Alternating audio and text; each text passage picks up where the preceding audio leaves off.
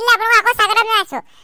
আপোনালোকে চাই আছে সনাতন আছামিজ ব্লগ চেনেলটো ছাবস্ক্ৰাইব কৰি দিব গাইছ। আপোনালোকে মোৰ বেয়া পাওঁ নহয় গাইছ। আৰু অন্য দিনৰ দৰে আজিও লৈছোঁ নতুন এটা কাহিনী, নতুন এটা সংস্থাপন বা নতুন এটা মটিভেশ্যন। আপোনালোকে যদি আমাৰ এই মটিভেশ্যনৰ ষ্টৰি শুনি ভাল পায়, আমাৰ চেনেলটো প্লিজ ছাবস্ক্ৰাইব কৰিব, ভিডিঅ'টো লাইক কৰিব, এটা সৰু সুৰা কমেণ্ট কৰিব গাইছ।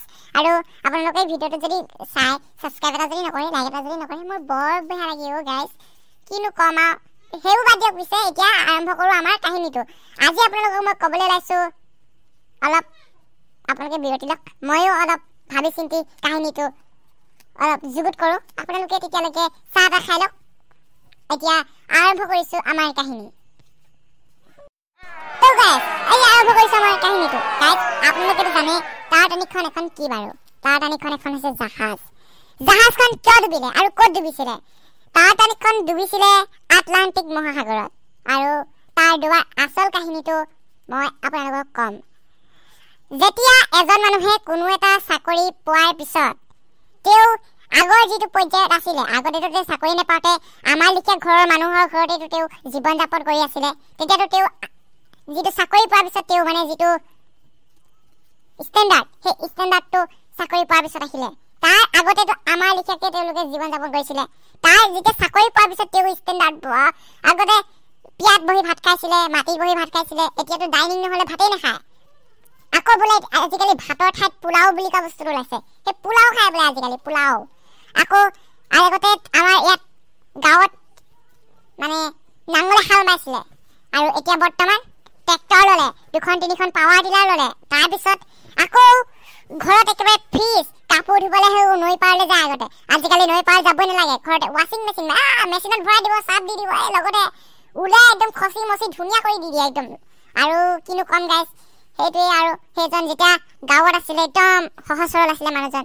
তাৰপৰা যেতিয়া চহৰলৈ গৈ একদম চাকৰি তাকৰি লৈ যিটো ষ্টেণ্ডাৰ্ড হ'ল, আৰু ষ্টেণ্ডাৰ্ড হোৱাৰ পিছত তেওঁৱে গাঁৱলৈ এদিন আহিল। গাঁৱত আহি তেওঁৱে যেন অকল চাকৰি পাইছে, তেওঁৰ বাহিৰে যেন কোনো এই পৃথিৱীত চাকৰি পোৱাই নাই, তেনেকুৱা এটা মনোভাৱেৰে তেওঁ গাঁৱত কথাখিনি বহল আহিল। আৰু তেওঁ যিটো ষ্টেণ্ডাৰ্ড, গাঁৱৰ মানুহেও অলপ ষ্টেণ্ডাৰ্ড হৈ যাব বিচাৰে। আৰু তেওঁৱে যেন চব শিকায়। আৰু তেওঁৱে কিবা এটা কাম কৰিবলৈ গ'লে গাঁৱৰ মানুহে এতিয়া পাছবুক এখন খুলিবলৈ গৈছে বেংকত, তেওঁৱে একদম ষ্টেণ্ডাৰ্ড, একদম তেওঁৱে আগভাগ ল'ব আৰু কথাবোৰত। তাৰপিছত সেইজনৰ লিখিয়াকৈ টাইটানিকখনৰো এটা কাহিনী আছে। সেই কাহিনীটো মই ক'ম যদি আপোনালোকে আমাৰ চেনেলটো ছাবস্ক্ৰাইব কৰে, সনাতন আছামিজ ব্লগ। গাইজ, মই এতিয়া কৈ আছোঁ আপোনালোকৰ টাইটানিকখনৰ কথা। টাইটানিকখন এখন জাহাজ। জাহাজখন ডুবিছিল যোনজনে পাইলট আছিল, যোনজনে সেই জাহাজখন চলাই গৈ আছিল, সেইজনৰ কাৰণে টাইটানিকখন আটলান্টিক মহাসাগৰৰ বুকুত ডুব যাব লগা হৈছিল।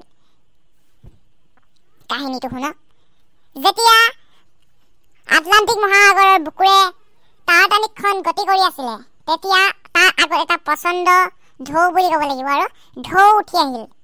আৰু ঢৌটো ইমান ডাঙৰকৈ অলপ বেছি দূৰ নহয়, আৰু টাইটানিকখনৰ অকণ বেছি দূৰ আগত নহয়, জোখৰডোখৰতে একদম ঢৌটো উঠা নমা কৰি আছে। তেতিয়া টাইটানিকখনৰ অন্য এজন নাবিক বা কৰ্মচাৰীয়ে টাইটানিকখনৰ যোনজন নাবিক, মেইন আৰু যোনজনে চলাই গৈছে, সেইজনক ক'লে যে ছাৰ, আগত একদম ঢৌ উঠা নমা কৰি আছে, আপুনি অলপ টাইটানিকখনৰ গতিটো কমাই দিয়ক, নহ'লে অন্য এটা গতি কৰিব লাগিব।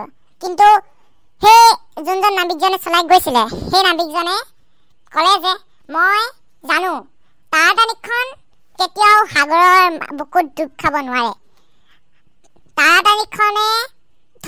টাইটানিকখনক সেই ঢৌৱে অকণো হিলাব নোৱাৰে। সেই ঢৌকে টাইটানিকে ভাঙি লৈ গুচি যাব। কিন্তু দুৰ্ভাগ্যবশতঃ যে টাইটানিকখন অলপ আগত যোৱাৰ পিছত সেই ঢৌবোৰে টাইটানিকখনক লাহে লাহে লাহে লাহে আটলান্টিক মহাসাগৰৰ বুকুৰলৈ সুমিয়াই লৈ গুচি গ'ল, আৰু আটলান্টিক মহাসাগৰতেই টাইটানিকৰ মৃত্যু ঘটিল। আৰু সেইবাবেই মানুহৰ জীৱনত এইটো অহংকাৰী ভাৱটো, যে কিবা এটা কৰিব লওঁতেই বা কিবা এটা হ'ব এতিয়া বুলি নাভাবি, যাতে মই জানো, মই গম পাওঁ, তেনেকুৱা ভাৱত মানুহে থাকিব নালাগে। আৰু ইয়াতে যদি কিবা ভুল ভ্ৰান্তি হৈছে ক্ষমা কৰি আমাৰ সনাতন আছামিজ ব্লগ চেনেলটো সাবস্ক্ৰাইব কৰি দিব। আজিলৈ আহিছো, লগ পাম অন্য এটা ভিডিঅ'ত। Bye bye, Tata.